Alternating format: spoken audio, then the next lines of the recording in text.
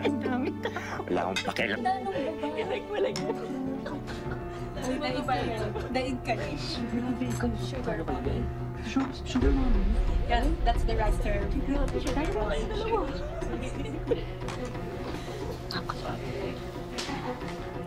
Excuse me. Pwede bang tigilan niyo na yan? Nakakabastos kayo eh. Bakit ba? Nanonood lang naman kami Oo nga. Kasalanan ba namin na nasa internet kayo? Di ba? Hindi ko kasalanan. Viral eh. Kaya mo na sila. Umalis na lang tayo.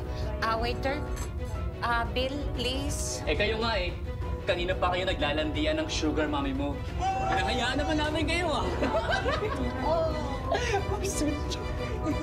Hindi yan, sweet lang yun.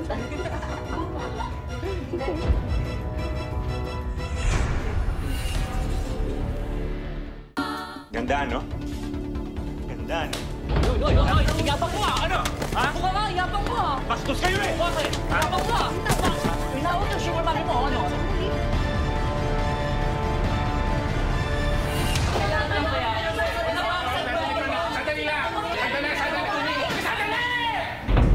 Kasi regloy na lang natin para mas madali.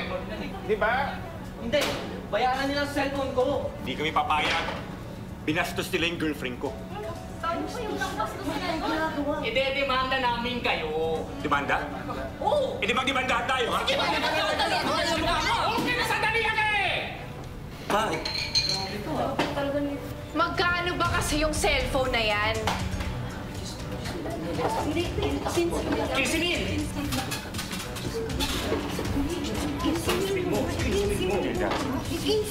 Magkano daw? 15,000. 15,000. Magkita ako bayaran. Prinsipyo ang pinag-usapan natin dito.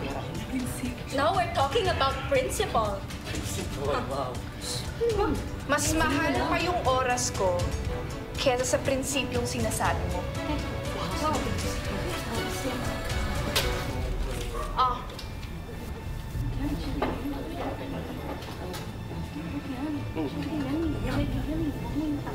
Pwede bang cash na lang?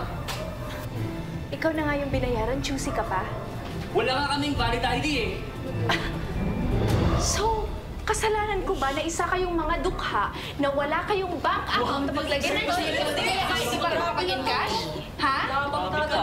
Grabe ka naman manglait. Alam nyo, kulang pa yan sa panlalait nyo sa mama ko. Baka kayo idemanda ko eh. Uy, ingatan mo baka malukot. Bawal malukot yan. Ingatan nyo, ha? Yabang mo. Yabang talaga ako. Yabang. Halika na, Arlene. Sino ka?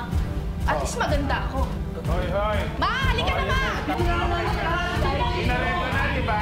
Balik cash sa mama nyo! Ayan na, pito cash yan! Wala kayong mama nyo, wala kayong ID. Sweetie Kuya Jonathan, ano? Pinagtanggol niya si Mama. Leche, war freak. Alam mo, hindi talaga magandang influence kay mama yan. Nalagasan tuloy ako ng 15,000. Matilda, babayaran kita sa pera, ha? Hindi na. Kuya Jonathan, salamat pala sa pagtatanggol mo kay Mama. Siyempre, no? Hindi ako papahig na may gumago sa loves ko. Ay naku, ma, tigilan nyo na yan. Hindi na kayo teenager. Arlene, tara na.